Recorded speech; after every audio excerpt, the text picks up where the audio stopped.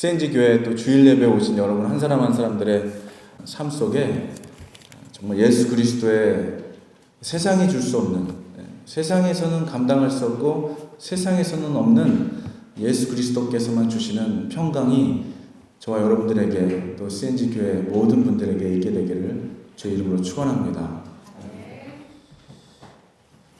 아무리 날씨가 계속 추워지더라도 하나님이 창조하신 창조의 질서 안에서 이제 이 추운 겨울도 이제 지나갈 겁니다.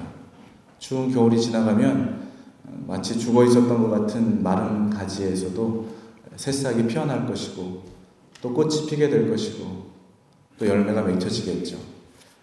우리 모든 교회 한 분 한 분들, 그리고 또 우리 교회는 순모임이 있잖아요. 순모임 속에서도 정말 이 계절의 변화와 함께 순들이, 새 순들이 피어나고 또 꽃들이 피어나고 저희 로고처럼 꽃들이 피어나고 또 열매가 맺혀지는 삶을 꼭 반드시 살아가는 여러분들이 되기를 정말 축복합니다. 오늘 주님께서 우리들에게 말씀을 통해 성령으로 거듭나라고 하는 이 말씀을 통해 들으시는 모든 분들에게 풍성한 은혜를 부어주시기를 기대하면서 말씀을 전합니다. 여러분, 매일매일 여러분도 지난 일주일을 살아오셨겠지만은 매일매일 일어나는 여러 가지 일들 가운데 기쁜 일들도 있고 고맙고 감사한 일들도, 그런 일들만 있으면 또 얼마나 좋겠습니까? 그런데 하루하루 지나보면 정말 놀라는 일들도 있고 깜짝깜짝 할 만한 일들도 일어나고 가슴을 쓸어 만져야 하는 그런 일들도, 갑작스러운 일들도 일어나는 것을 우리가 보게 됩니다.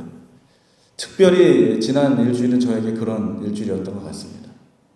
사실은 이제 지난주 떠난, 우리 뉴저지를 떠나 보스턴에서 살고 있는 한 부부가 이제 미국에서의 모든 삶을 정리하고 아마 싱가포르로 아마 교수의 자리가 나서 이제 가게 된다는 소식을 전해 들었었고, 한번 가기 전에 한국 꼭 방문해서 인사를 나눠야 되겠다. 특별히 청년 예배부터 같이 알았던 자매 부부이기 때문에 꼭 만나야 되겠다라고 생각을 하고 기다리고 있었습니다. 그런데 갑자기 연락이 왔어요. 오시는 거는 좋은데 지금 가슴에 뭔가 발견이 돼서 이게 정말 암인지 어떤 것인지 조사를 하는데 하필이면 저희가 가는 날에 또 그 결과가 나오는 날이라는 거예요. 참 만나기는 만나야 되겠는데 참 마음이 참 무거웠습니다. 혹시라도 이 젊은 부부가 또 엄청난 가슴 아픈 일을 당하면 어떡할까 하는 마음 아픈 마음을 가지고 그날을 기대하는데 덜컹 또 저희 아버님이 이머전시에 실려가는 일이 생긴 거예요. 노인이 되다 보면은 이머전시에 자주 실려가게 되더라고요. 80이 넘고 85세에서 90세 사이에 노인들이 많이 돌아가신다고 하더라고요. 근데 이제 또 똑같은 루틴이겠지 생각하고 아버님께 찾아뵀는데 의사가 갑자기 이야기를 하는 말에, 느닷없이 들어오는 말에 제가 놀랄 틈도 없었습니다. 암이라는 거예요. 암이라는 거죠. 확실하냐 그랬더니 확실한 것 같다 그러는 거예요. 그런데 이게 놀라는 소식을 느닷없이 들으니까 놀랄 수도 없고 어떻게 반응할지도 모르겠더라고요. 놀란 가슴을 부여잡고 아버님에게는 말씀도 드리지 못하고 그냥 병원을 나왔습니다.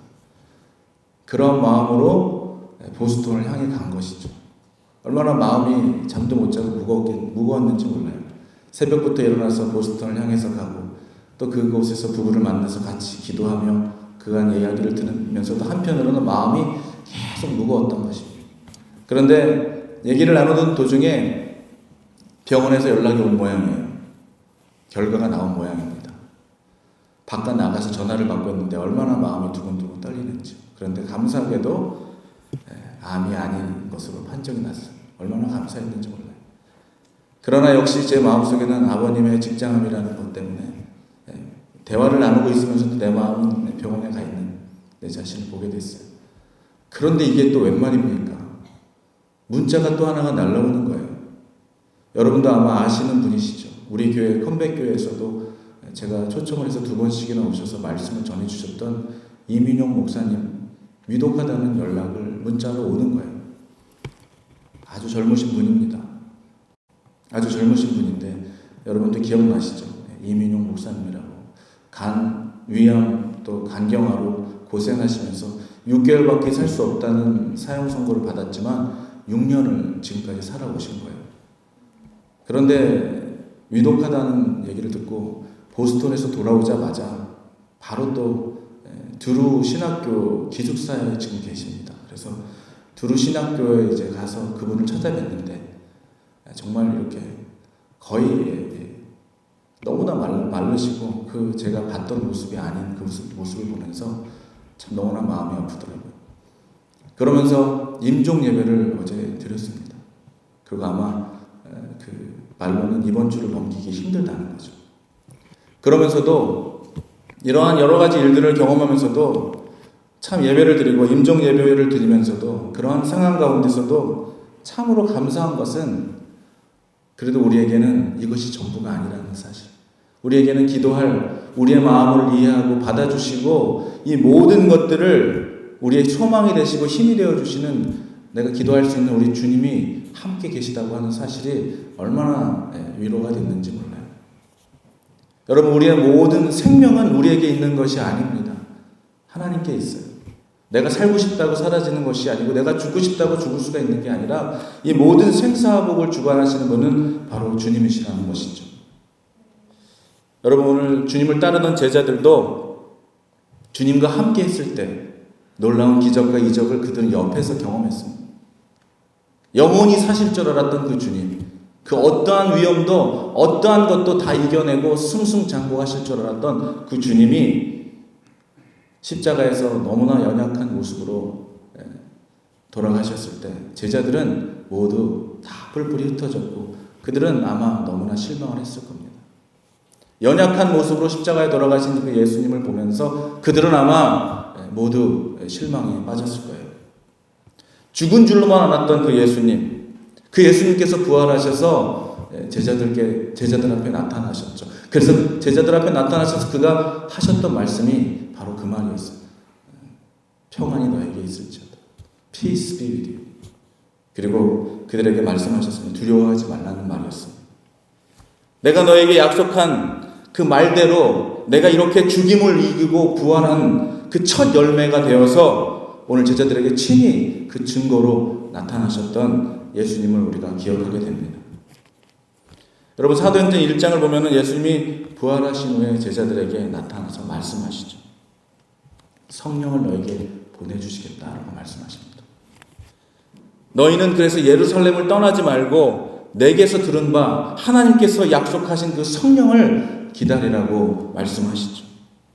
그리고 성령을 기다릴 뿐만이 아니라 성령을 받으라고 말씀하십니다.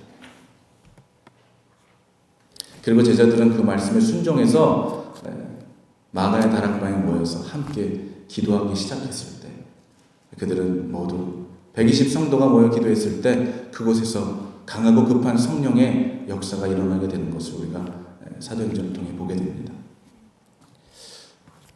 이러한 어려운 상황 속에 지난주에 지나오면서 살아계신 주님, 우리와 함께 계신 주님, 죽음을 이기신 주님이 내 주님이시라는 사실이 얼마나 다시 한번 감사했는지 모릅니다. 그리고 돌아오는 내내 그 주님을 생각하며 묵상하며 여러 가지 회개가 되는 것들이 있었어요. 정말 이게 내일로 다가오니까 그동안 수없는 중보기도, 환호를 위한 중보기도들을 통해서 통곡하며 각각 또 소리를 지르며 기도했지만 정말 이것이 이제 내 아버지의 일로 돌아오니까 내 아버지의 일이 돼서 내가 그 심령이 돼서 내가 기도를 하니까 그 지난 기도했던 모든 순간들이 떠오르더라고요. 지난 수요일에 잠깐 나누기도 했지만 내가 정말 진정으로 아픈 자들을 위하여 환우들을 위하여 기도했지만 내 아버지가 아픈 이 심령으로 내가 기도했던가.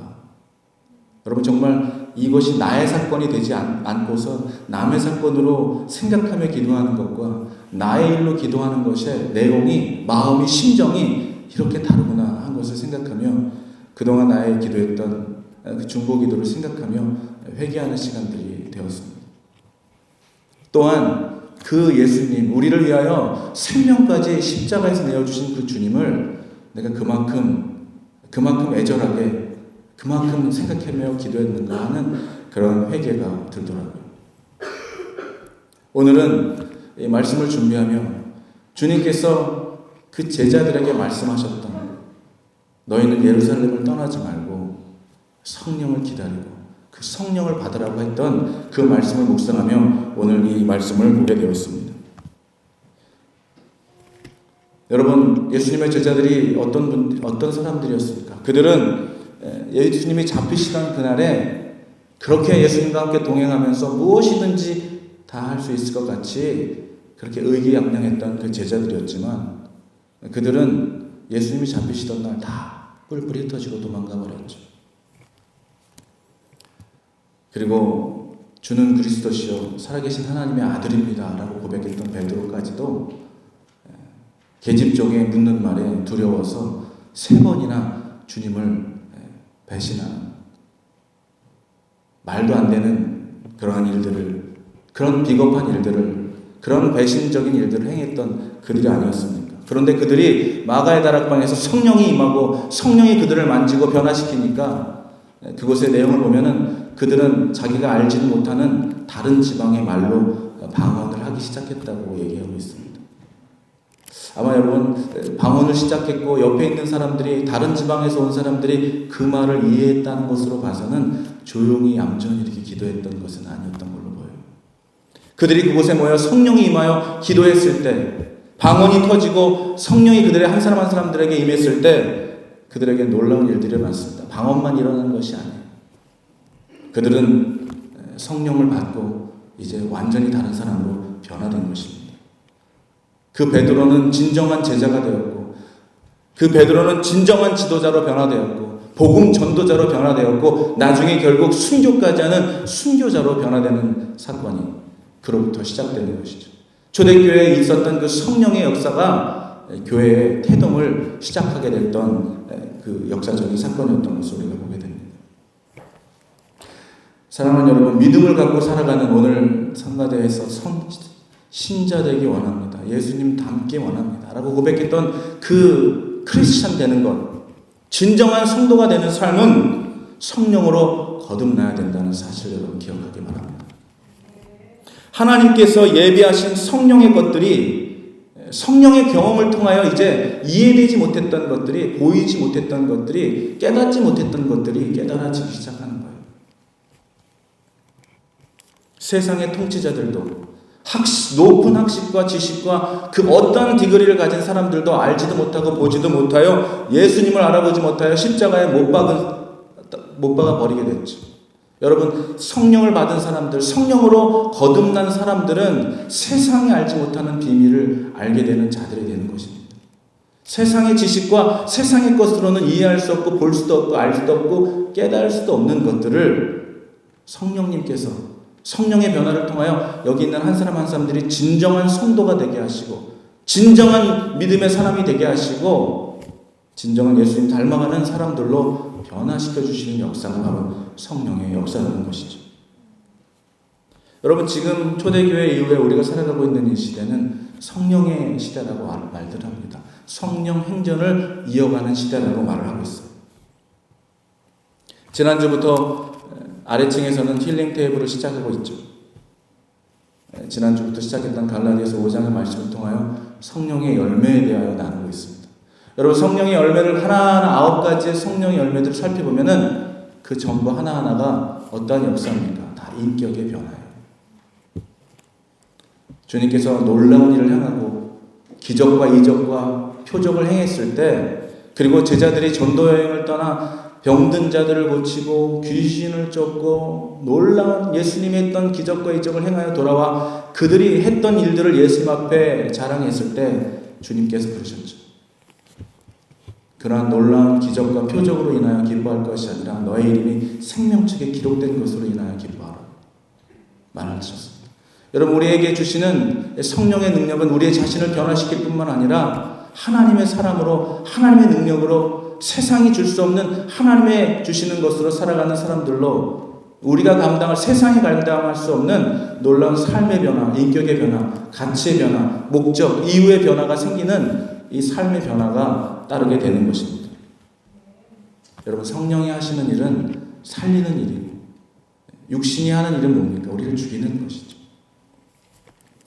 우리가 믿음 생활을 하다 보면은 성령을 만났다, 그리고 성령 체험을 했다, 은혜를 받았다, 경험을 했다라고 하는 사람들의 이야기를 들을 때가 있습니다. 여러분, 우리가 성령을 받았다면 우리에게는 증거가 나타나게 되어 있어요.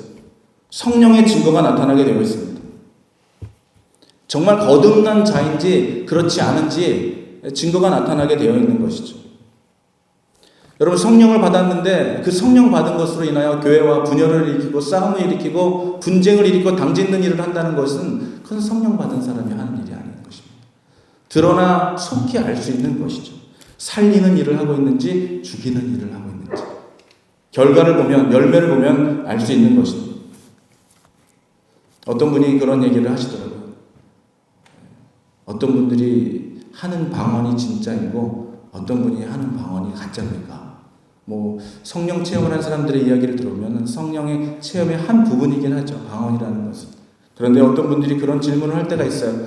목사님, 어떤 방언이 진짜 방언이고 어떤 방언이 가짜 방언입니까? 라고 물어볼 때가 있습니다.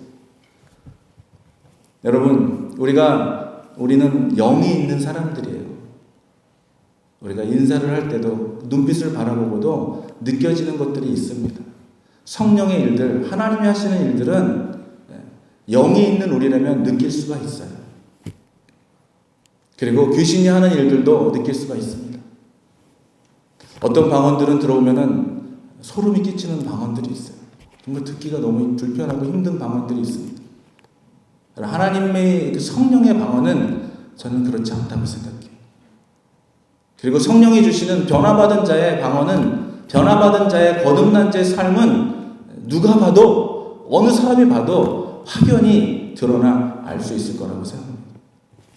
예전에 새벽 기도를 하는 그 성도님 중에 정말 이렇게 새벽마다 참 그 기도가 듣기 힘든 방언을 하는 분이 있었어요. 제가 그 교회에서 사역을 할 때였는데 새벽 기도마다 나가면 항상 그분의 방언이 참 거슬렸습니다. 그렇지만 그런 거와 상관없이 그냥 계속 저의 기도를 이어가는 어느 날이었습니다.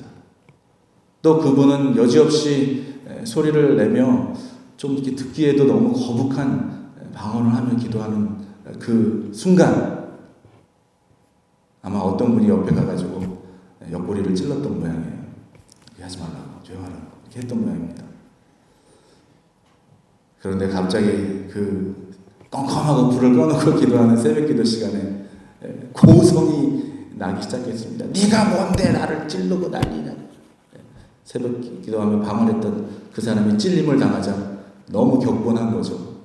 화를 내며 싸우는 바람에 새벽 기도의 모든 기도 예배가 완전히 끝나버리고 사람들은 다 나가버렸습니다. 여러분, 이것이 성령 받은 사람의 방언이라고 말할 수 있을까요? 너무나 확연히 보면 느낄 수 있고 알 수 있고 깨달을 수 있는 것이죠. 성령으로 거듭난 자의 삶은 갈라디아서 5장의 말씀처럼 인격의 변화가 일어나는 거예요. 말이 달라지는 것입니다. 행동이 달라지는 거예요. 옛날에 하지 않았던 행동을 하는 것이고, 옛날에 좋아했던 것이 이제 싫어진 것이고, 옛날에 싫어졌던 것이 이제 좋아졌다고 하는 어떤 분의 고백처럼 변화가 생기는 것입니다. 여러분, 예수를 믿고 우리들의 삶 속에 아무런 변화가 일어나지 않았다면 내가 성령으로 거듭난 삶을 살고 있는지 우리 자신을 다시 한번 돌아봐야 할 것입니다. 그러나 주님께서는 성령을 찾고 구하고 갈급하게 주님께서 주시려고 하는 찾는 자, 구하는 자, 두드리는 자에게 한량없이 큰 은혜와 하나님의 갈급한 자, 찾는 자에게, 구하는 자에게 아낌없이 남김없이 끊임없이 하나님의 영을, 은혜를 부어주시는 하나님이심을 여러분 믿으시기 바랍니다. 여러분, 우리들의 삶 속에 그들은 주님께서 말씀하신 너희는 예루살렘을 떠나지 말고 내가 보내야겠다고 약속했던 그 성령을 기다리고 그 성령을 받으라고 말씀하십니다. 그들은 그래서 모여서 기도했던 것이죠. 사순절을 지나가며 저는 우리 여러분들에게 권면드리고 싶습니다. 성령으로 거듭나기 위해 다시 한번 날마다 십자가에서 거듭난 삶을 살아가기 위해 여러분, 우리 모두 기도의 자리로 나오시는 여러분이 되기를 주의 이름으로 축복합니다. 약속하신 성령을 기다리며 그들은 예루살렘을 떠나지 않고 함께 모여 기도했어요. 여러분, 믿는 자들이 함께 예배드리는 것만큼 중요한 것이 또 함께 모여서 기도하는 거예요. 한 마음으로 갈급한 심령으로 기도하는 곳에 놀라운 성령의 역사가 일어나기 때문입니다. 하나로 묶여있지 않는 개개인적인 힘의 분산은 의미 없이 소비될 수가 있는 거예요. 여러분이 혼자 기도하는 것도 중요합니다. 그러나 함께 모여서 성령을 기대하며 하나님이 하실 일들을 기대하며 우리의 힘으로는 가능하지 않지만 하나님이 하신다면 하나님의 능력에 우리의 모든 기도와 우리의 삶을 맡겨드리며 주님이 하실 일들을 기대하며 합심으로 기도하는 그곳에 놀라운 성령의 역사가 일어나는 거예요.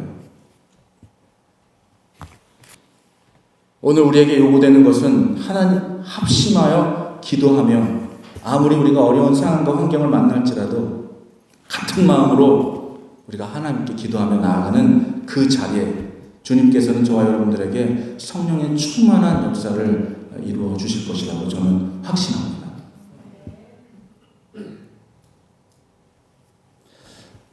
여러분, 믿는 사람이라면, 성도라면, 크리스천이라면 기도하고 예배하는 자리를 사모하는 여러분이 되기를 바랍니다.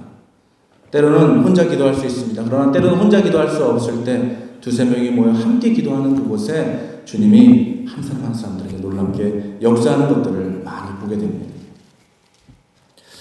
저는 목사로서 설교회 강단의 자리에서 말씀을 나누고 또 이곳저곳을 다니며 전할 기회가 있는데 그럴 때마다 드는 생각들이 있어요. 은혜의 자리가 있을 수도 있고 때로는 하나님이 놀랍게 역사하셔서 한 사람 한 사람들, 그 중에 수많은 사람들 가운데 몇 분의 마음을 움직이셔서 정말 새롭게 결심하고 새롭게 삶을 살아가겠다고 헌신하는 사람들을 만날 때도 있습니다. 그러나 많은 시간 돌아보면 정말 하나님의 말씀을 전하고 또 정말 하나님께서 주신 그 은혜의 말씀을 전함에도 불구하고 설교가 끝나자마자 일어나는 일들을 보면은 전혀 예배를 드리지 않았던 것 같은 삶으로 반복적인 말씀, 똑같은 말씀, 전혀 설교하고 상관없는 삶을 살아가는 이런 모습을 볼 때가 있습니다. 그럴 때는 내가 방금 전에 무슨 말씀을 전했을까?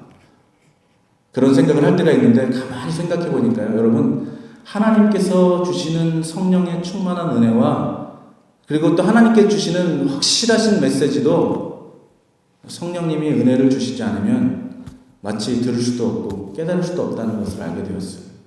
여러분, 이 시간 여러분들의 마음속에 정말 갈급한 심령, 내가 정말 하나님께서 오늘 나에게 들려주시는, 나에게 삶에 인도해 주시는 확실한 방향과 확실한 이유를 찾고 발견하는 정말 갈급한 심령으로 물가에 나온 그 사슴처럼, 목마른 사슴처럼 듣게 되는 갈망이 여러분에게 있게 되기를 주의 이름으로 축복합니다. 주님은 그런 자들의 귀를 여시고 그런 자들의 눈을 여시고 듣게 하시고 보게 하시며 깨닫게 하시기 때문입니다. 여러분, 감사하는 것도 우리 마음속에 주시는 하나님의 평안도 또 내가 내 죄를 자백하여 회개하는 것도 우리가 하고 싶어서 할 수 있는 것이 아니라는 거예요. 하나님이 성령님께서 우리에게 은혜를 주셔야 가능한 일인 것을 보게 됩니다. 로마서 8장 26절은 이렇게 얘기하고 있죠. 성령이 우리의 연약함을 도우신다고 말씀하고 있습니다. 우리가 마땅히 기도할 바를 갈 바를 알지 못할 때에도 오직 성령이 말할 수 없는 탄식함으로 우리를 위하여 간구해 주신다고 그랬어요. 여러분, 초대교회에 있었던 성령의 역사가 그리고 선교지에서 일어나는 성령의 역사가 왜 지금 이곳에서는 일어나지 않아야 합니까? 하나님의 손이 짧아서 구원하지 못하는 것도 아니고 하나님이 둔하여 귀가 어두워서 듣지 못하는 것도 아니라고 얘기하고 있어요. 단지 우리가 하나님과의 사이에 난 그 죄 때문에 하나님이 하실 일들이 이것까지 미치지 못한다고 말씀하고 있습니다. 오늘 이 말씀을 통해서 부활하시고 승천하시기까지 제자들에게 하신 말씀, 성령을 받으라는 이 말씀, 성령을 받게 하시고 성령 받아 거듭나게 하시는 이유가 무엇입니까? 성령 받은 자, 거듭난 자, 죄에서 자유함을 누리게 살아가는 천국의 백성으로 살아가는 그 삶을 저와 여러분들에게 살아가게 하시는 그 하나님의 이유는 무엇이겠습니까? 우리를 땅끝까지 이르러 증인의 삶을 살아가게 하시는 하나님의 뜻이겠죠. 저는 여러분에게 오늘 성령의 충만함을 받는, 성령의 충만함으로 거듭난 진정한 크리스천, 진정한 성도로 살아가는 여러분들이 되기를 주의 이름으로 축복합니다. 여러분, 한 치 앞도 모르고 내일도 모르고 살아가는 우리들에게 무엇이 가장 우리를 만족해 하고 우리가 행복한 삶을 살아갈 수 있을까 생각해 봅니다. 여러분, 모든 것을 다 이루고 모든 것을 다 가졌던 솔로몬이 고백하는 것은 하나님이 없는 삶은 다 헛되고 헛된 것이라고 말하고 있어요. 오직 우리가 구할 것은 하나님과 동행하며 하나님께서 주시려고 하는 그 성령 충만한 삶. 그래서 하나님께서 오늘 이 말씀처럼 예비해 주신 그 모든 것, 성령의 충만함을 누리는 삶. 오늘 구절은 제가 그 스크린에도 올려놨는데요. 우리 구절을 한번 한 목소리로 합독하겠습니다. 오늘 이렇게 말씀해주고 있습니다. 다 같이 구절을 한번 읽겠습니다. 시작. 기록된 바 하나님이 자기를 사랑하는 자들을 위하여 예비하신 모든 것은 눈으로 보지 못하고 귀로 듣지 못하고 사람의 마음으로 생각하지도 못하였다 함과 같으니라. 아멘. 10절을 계속해서 한번 읽어볼까요? 오직 하나님이 성령으로 이것을 우리에게 보이셨으니 성령은 모든 것 곧 하나님의 깊은 것까지도 통달하시느니라. 아멘. 성령으로 거듭난 자들의 특징이 있습니다. 성령으로 거듭난 자들은 하나님을 사랑하는 자들이 되는 거예요. 하나님을 사랑하고 하나님의 뜻대로 살기를 원하고 그 하나님의 뜻대로 사는 것이 삶이 된 자. 그런 사람들을 우리가 크리스찬이라고 하는 거예요. 성도라고 하는 것이죠. 여러분, 우리가, 저와 여러분들이 사랑하는 대상이 누구냐, 사랑하는 것이 무엇이냐에 따라서 우리의 인생의 결론은 완전히 달라집니다. 여러분, 게임을 사랑하는 사람은 하루 종일 뭐만 하겠습니까? 하루 종일 게임만 하는 것이죠. 여러분, 술을 사랑하는 사람은 어떻게 됩니까? 결국 알코올 중독자가 되는 거예요. 돈을 사랑하면 어떻게 된다고 성경은 말하고 있습니까? 일만하게 뿌리라고 그랬죠. 돈은 일만하게 뿌리라고 말씀하시면서 육신의 정욕과 안목의 정욕, 이생의 자랑, 이런 것들을 쫓는 자들은 하나님을 따르는 자들이 아니라 세상을 쫓아 살아가는 사람들이라고 경고하고 계십니다. 오늘 이 말씀은 우리에게 반드시 깨닫게 해주시는 것이 있어요. 9절이죠.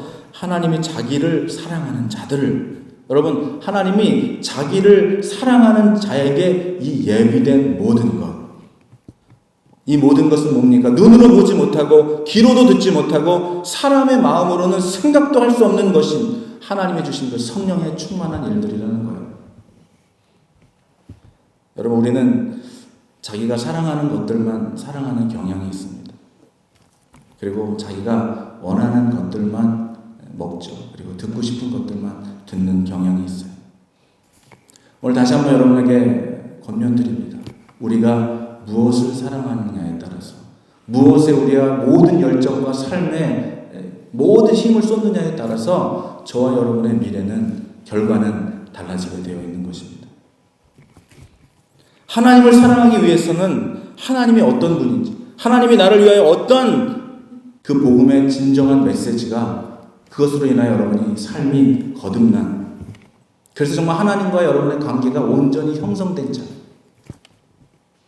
그 하나님이 오늘도 자기를 찾는 자들을 만나십니다. 여러분, 그 하나님이 자기를 사랑하는 자들에게 예비하신 모든 것을 아낌없이 주시는 분이심을 믿으시기를 바랍니다.